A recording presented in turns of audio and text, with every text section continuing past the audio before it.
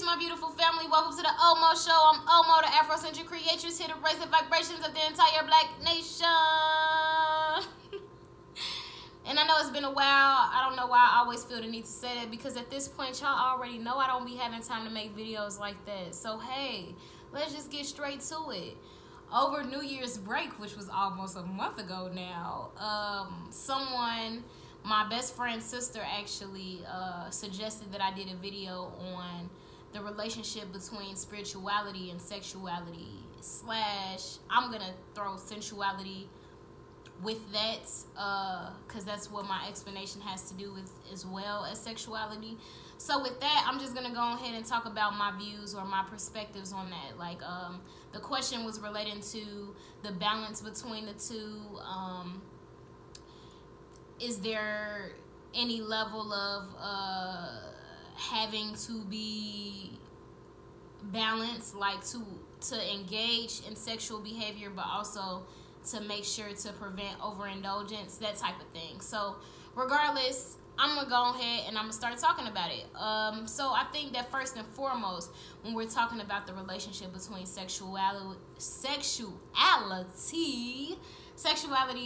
and spirituality, we have to first start with history, right? So first starting with the fact that before Africans came over to the different Americas, so Central America, North America, the islands, all of those different things, before the Middle Passage, there was no understanding or no term named secular, right? So secular is what refers to, or at least historically have referred to black music, black dancing, or, you know, just people dancing and people in certain music in general. But regardless, within African culture, what I'm saying is that us dancing in a certain way, us singing in a certain way, or the music that we were playing or listening to in certain settings, that wasn't considered secular, meaning apart from spirituality. It wasn't, and it also wasn't considered secular in a way of being condemned or made to look bad within a spiritual context.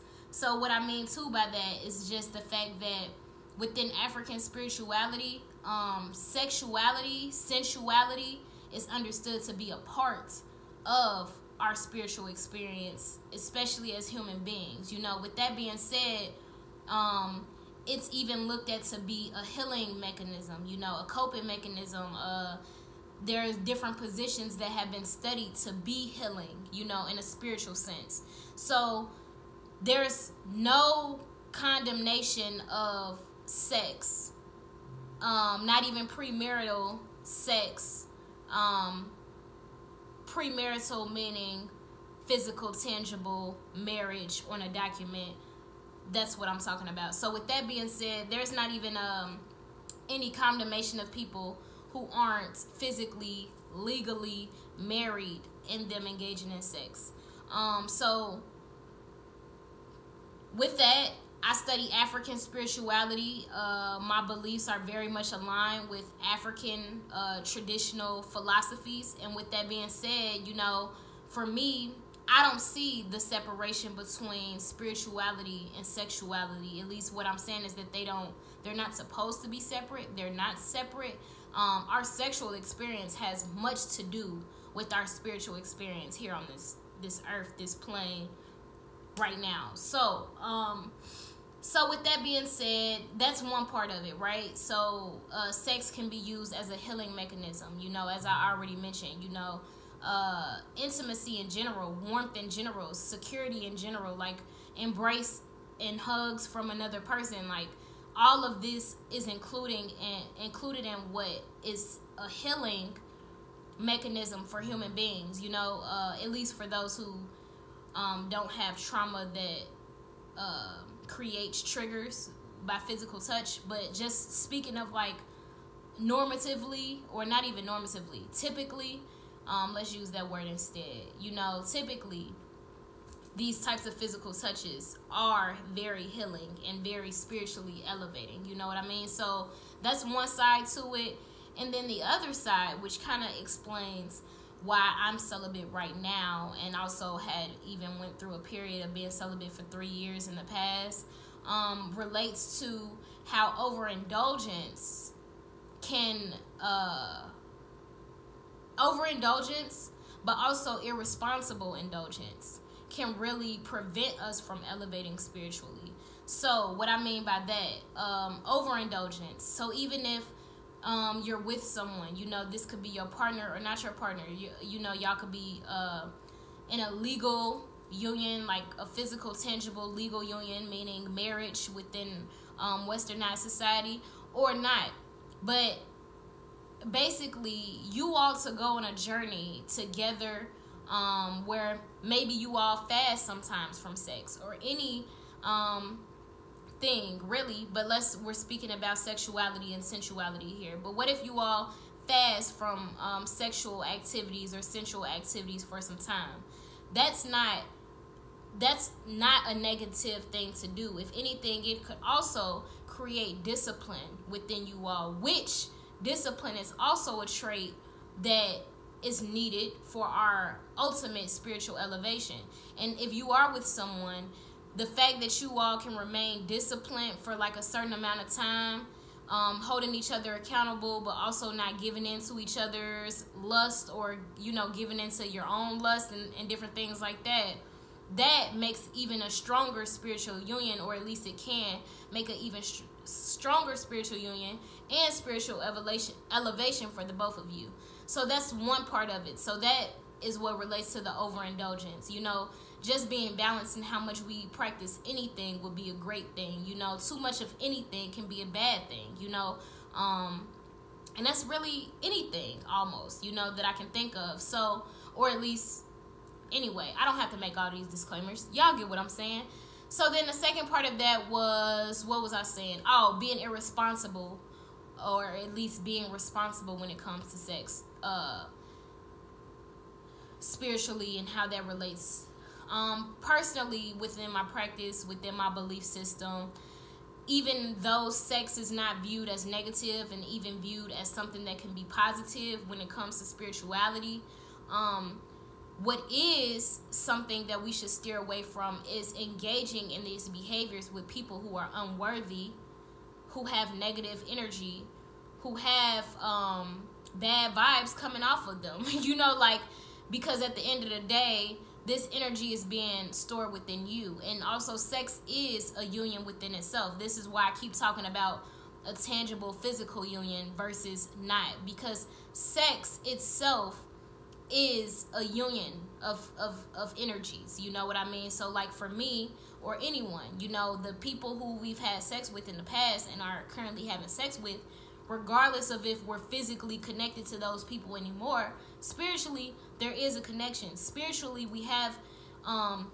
transferred energies. So when we think about sex in this way, you have to be very mindful of how you transfer your energy, especially sexual energy, because transferring this energy off to someone else, just like in any form of energy, you know, you have to be careful of who you even put yourself around, because at the end of the day, putting yourself around certain people can transfer their energy onto you, or anyone's energy. But putting yourself around negative people can transfer that energy to you. So the same thing goes for sex. So with that being said, or sexual energy in general. So with that being said, it's important for us to be mindful and responsible with who we choose to give ourselves to.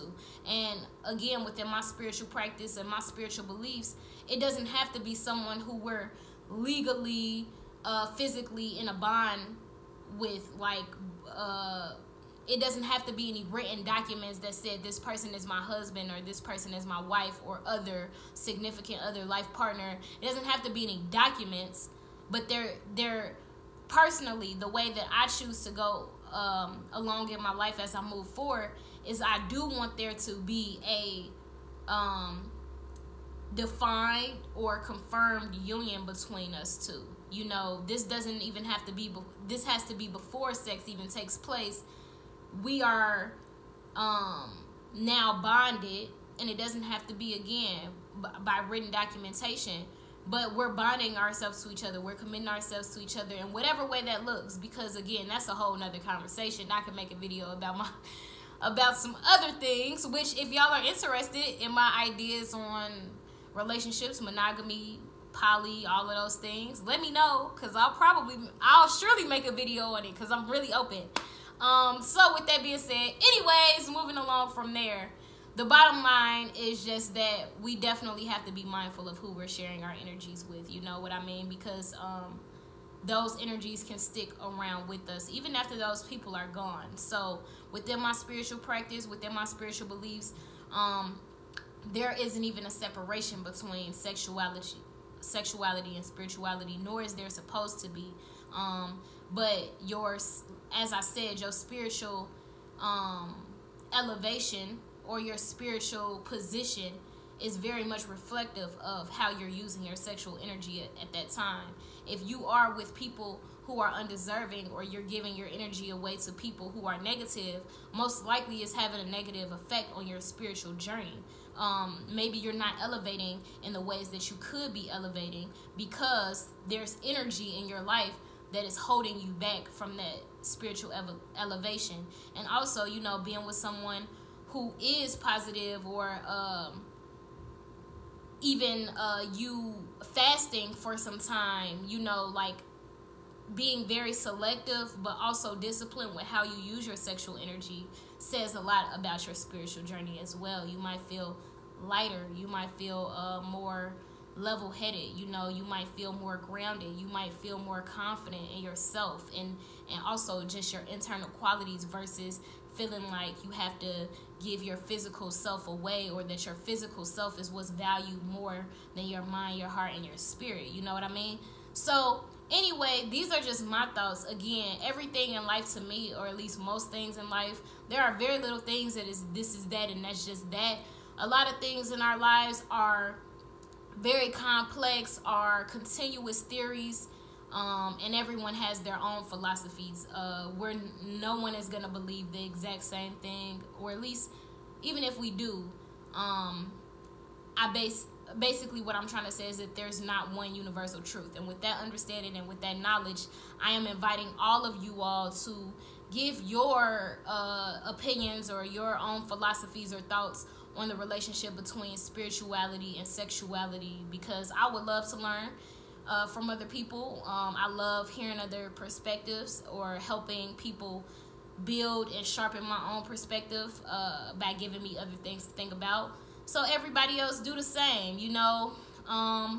Very quick note, if you have any topics or videos that you would like me to discuss, leave it in the comment section below, because I actually made a video on Instagram, or at least I asked the question on Instagram, what should I make videos on, and people gave me all these answers, but I didn't screenshot it, and my stupid ass forgot to screenshot it. So now I'm gonna ask y'all. I might ask a question to Instagram again, but at the end of the day, I'm asking y'all if you all have any other videos that y'all would like me to make. Let me know if y'all want me to make that video on poly and monogamy, if y'all think I should make a video on that, because I think that could be interesting. I don't ever talk about it, so I would love to know what you all think about that and other things. But again, I love you all. I'm not gonna hold you up like a bank, like my daddy likes to say.